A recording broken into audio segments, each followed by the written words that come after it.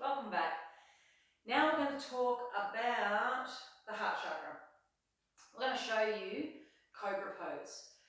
Cobra Pose can extend from there into upward facing dog, but again from that beginner perspective, not knowing where a client, if you're coaching online, you may not know where their physical limitations potentially are or aren't.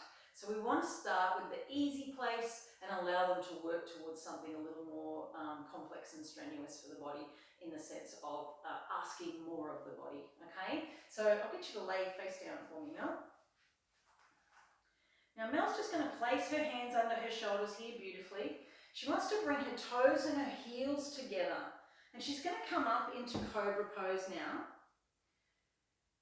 And it's going to work the lower back. So remember we talked in another video about how the intention of the chakras is at the back, but also the action is at the front.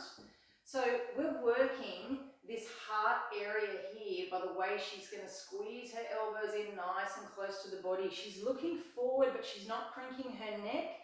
And you should be feeling it down the back here and into the lower back. It's a gentle compression of the spine. Anyone with back injury may not be able to do this for any great length of time. And I'll get you to release from there, Mel.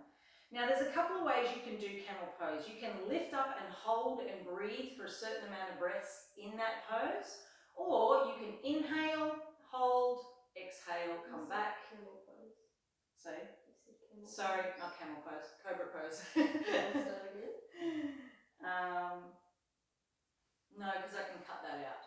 So there's a couple of ways that you can do Cobra Pose. First of all is you can lift and hold like Mel just did. Secondly, I'll just get Mel to demonstrate. So you can inhale and come up.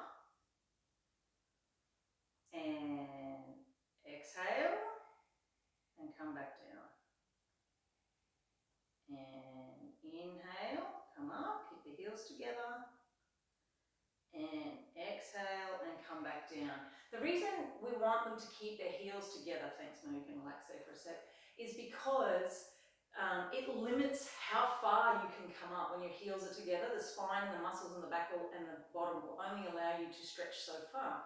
Now remember, we're focusing on this for the purposes of our heart chakra, so it is really important that we do keep the heels together in that situation. Now the next pose that Mel's going to demonstrate is the upward facing dog, and it's a progression that still works on the heart chakra area, but I want you to see the very big difference in it. So Mel has just slid her hands right back, lower than her. I always say to people, have your fingertips almost level with the bottom rib. Okay, that's the best way to describe it. And then from that, she's going to push all the way up, stretching the body. As she goes, she's going to straighten her arms. Her heels do not need to be together.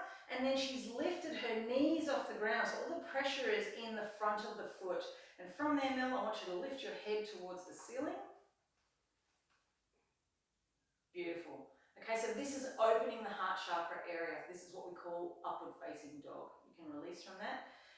Now, some people don't have very strong hands or wrists, and I totally get that. It is something that will develop over time. So if they can only hold it for 2 or 3 breaths before they have to release because the strength in their wrists is not there, that's okay. Other things that they can do is close their fists and rest on their fists, okay? Because it's not so much about your wrists in that particular pose, it's more about the opening of the heart and the chest cavity, and that pose provides that for you. So remembering then in upward facing dog, we are lifting the knees off the ground. The heels do not need to be together. The body can just lay how it needs to be most comfortable, and the pressure is on the top of the foot.